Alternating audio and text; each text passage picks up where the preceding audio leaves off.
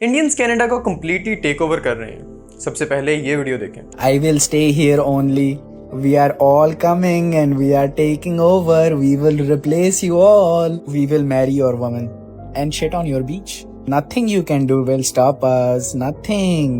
Soon the takeover will be complete. यहाँ पे Indian basically Canada के लोगों का मजाक बना रहा है कि कैसे तुम लोग जो मर्जी कर लो, आने वाले सालों में पूरा कनाडा इंडियंस से भर जाएगा। कनाडा के लोग बहुत ज़्यादा गुस्सा हैं क्योंकि उनके पूरे मुल्क में सिर्फ इंडियंस नजर आते हैं। हर शॉपिंग मॉल में, हर रेस्टोरेंट में, हर यूनिवर्सिटी पे, हर सी व्यू पे, मतलब हर जगह इंडियंस ही इंडियंस। 2016 से 2021 तक almost 2.5 lakh Indians Canada migrate हुए और सिर्फ 2023 में 1,40,000 के करीब इंडियंस कनाडा आए। 2024 का डाटा अब तक नहीं आया, मगर एक्सपेक्टेड नंबर पिछले साल से कहीं ज्यादा है। इतनी बड़ी माइग्रेशन के नुकसानात तो बाद में डिस्कस करते हैं। पहले ये देखते हैं कि कनाडा इतने इंडियंस को आने क्यों दे रहा है। कनाडा में पिछले 5 सालों में इतने इंडियंस आए हैं जो पिछले 100 साल के इमिग्रेंट्स को मिला के भी नहीं बनते। ये लोग ज्यादातर स्टूडेंट्स की हैसियत से आते हैं, लेकिन मसला ये है कि स्टूडेंट्स असल में स्टूडेंट्स ही नहीं है।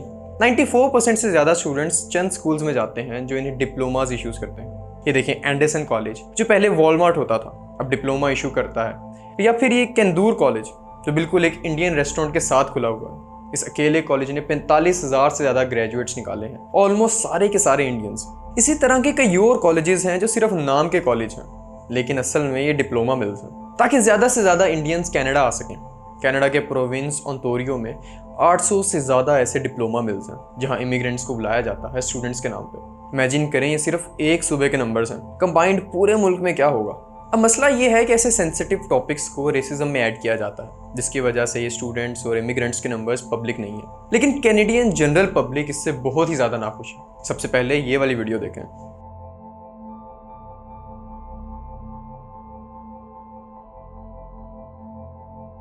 ये कैनेडियन बंदे की वीडियो है जहां वो एक जॉब के लिए अप्लाई करने गया और टर्न्स आउट सारे के सारे एप्लीकेंट्स इंडियन थे। इसी तरह ये वीडियो देखें।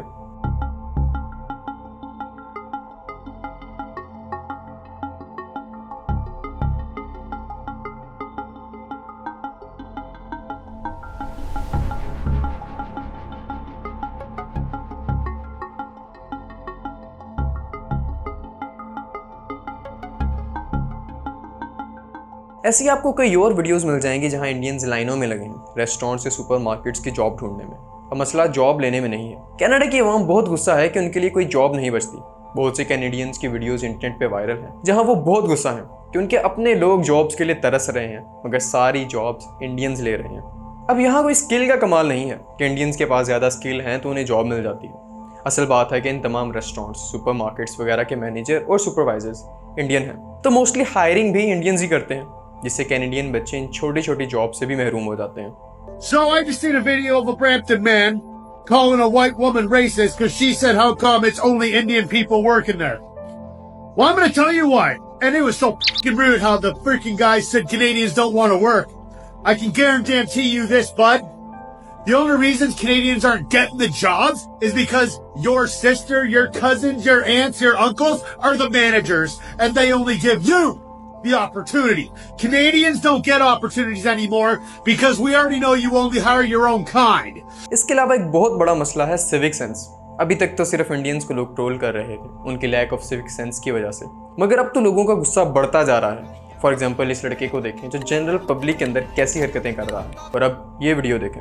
कैनेडियंस चुप करके लेक के किनारे बैठे हैं, लेकिन इंडियंस ना सिर्फ लेक में नहा रहे हैं बल्कि साबुन का यूज़ कर रहे हैं, जो वहाँ सख्ती से मना है। इस लेक में कई तरह की मछलियां हैं जिसकी वजह से यहाँ नहाया नहीं जाता और ना ही साबुन या शैम्पू जैसी चीज़ों का इस्तेमाल किया जाता है, लेकिन ये लोग वही हरकतें कर रहे हैं। सेम चीज़ हुई लंदन में, जब एक इंडियन मूवी का प्रीमियर हो रहा था और इंडियन ऑडियंस ने पूरे सिनेमा का बुरा हाल कर दिया। हर जगह पॉपकॉर्न और ड्रिंक्स गिरा दी। जब सिनेमा स्टाफ ने फिल्म रोकी और उनसे पूछा कि वो ये सब क्यों कर रहे हैं, तो कहने लगे यहाँ कहीं कोई साइन बोर्ड नहीं लगा कि हम पॉपकॉर्न नीचे नहीं गिरा सकते। इसके बाद स्टाफ ने सबको बाहर निकाल दिया। अब ये तमाम लोग एक पूरे मुल्क और कम्युनिटी के लिए शर्मिंदगी का बाइस बनते जा रहे हैं। ऑल्दो बहुत से लोग इंडिया में ऐसे होंगे जो इनके डायरेक्ट ऑपोजिट होंगे, लेकिन इन लोगों की वजह से आहिस्ता आहिस्ता इंडिया बदनाम होता जा रहा है और फॉरेनर्स में रेसिज्म टूवर्ड्स इंडिया बढ़ता जा रहा है। इस बढ़ते हुए रेसिज्म की एक और बहुत बड़ी वजह है चाइल्ड मोलेस्टर्स। ये वो तमाम लोग हैं जो इंडिया और पाकिस्तान से बाहर गए और वहाँ जाकर 18 साल से कम उम्र बच्चों के साथ बातें करते हैं। इनफैक्ट ये वो लोग हैं जिनकी वीडियोस इंटरनेट पे मौजूद हैं। इसके अलावा न जाने कितने चाइल्ड मोलेस्टर्स होंगे जो इंडिया और पाकिस्तान एक्सपोर्ट कर चुका है।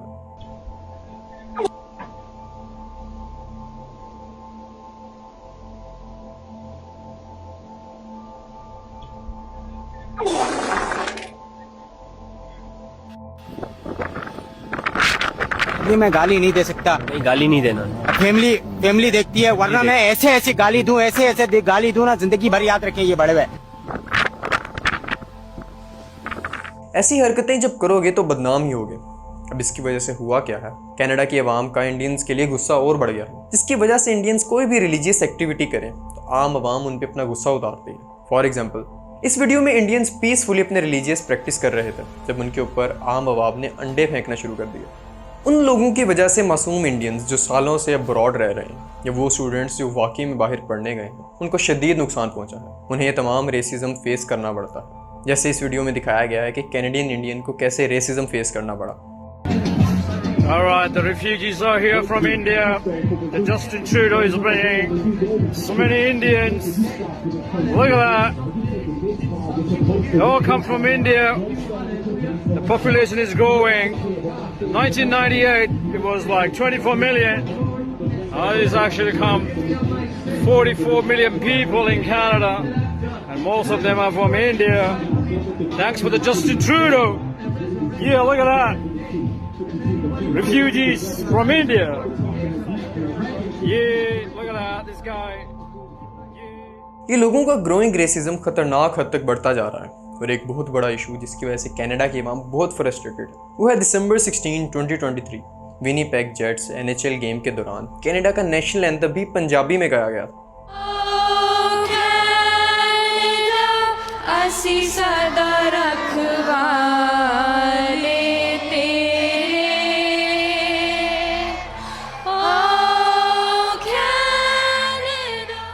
खैर, ये तो हो गया रेसिज्म टुवर्ड्स इंडिया। अब बात करते हैं पाकिस्तानियों की। सबसे पहले ये वीडियो देखें। बांग्लादेश के और उसके पाकिस्तान के बंद हुए। ये बंद कर, क्या कर रहे हो? मैं ये शोरते को बताऊंगा। चल, शोरते को बताऊंगा। बंद करो। ये मांग रहे पैसे इससे, इस भाई से मांग रहे, देख लो। भिखारी ये लेडीज भी साथ है। और अब ये वीडियो देखें।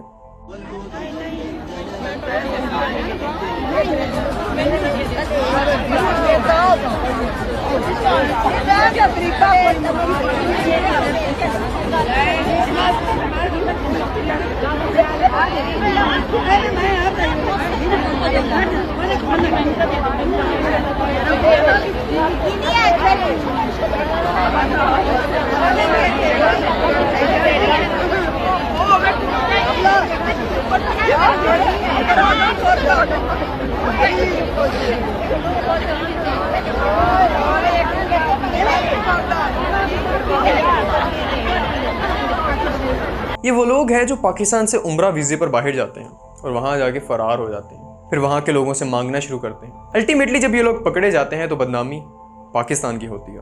ये मसला अब इतना बढ़ चुका है कि डिप्लोमेटिक लेवल तक पाकिस्तान के लिए बहुत बड़ी शर्मिंदगी का बाइस बन गया।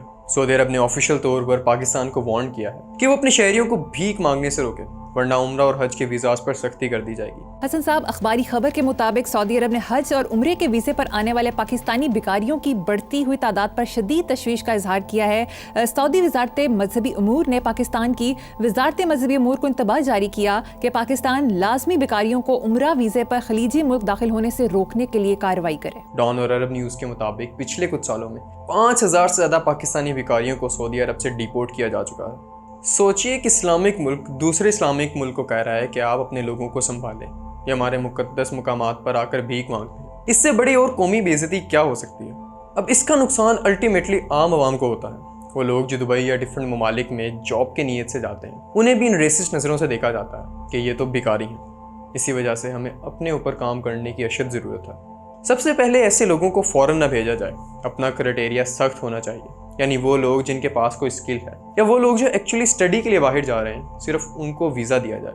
हर पाकिस्तानी जो अपने मुल्क से बाहर कदम रखता है वो सिर्फ एक फ़र्द नहीं होता, वो अपने साथ 24 करोड़ लोगों की इज्जत, गैरत और पहचान लेकर चलता है। उसकी हर हरकत, उसका हर अमल दुनिया के आईने में पाकिस्तान का चेहरा बन जाता है। हर मसले में हम लोग कूद कर पॉलिटिशियंस और गवर्नमेंट को कोसने पहुंच जाते हैं, लेकिन ये वो तमाम मसाइल हैं जो हमने अपने लिए पैदा किए हैं और हम इनको दुरुस्त कर सकते हैं।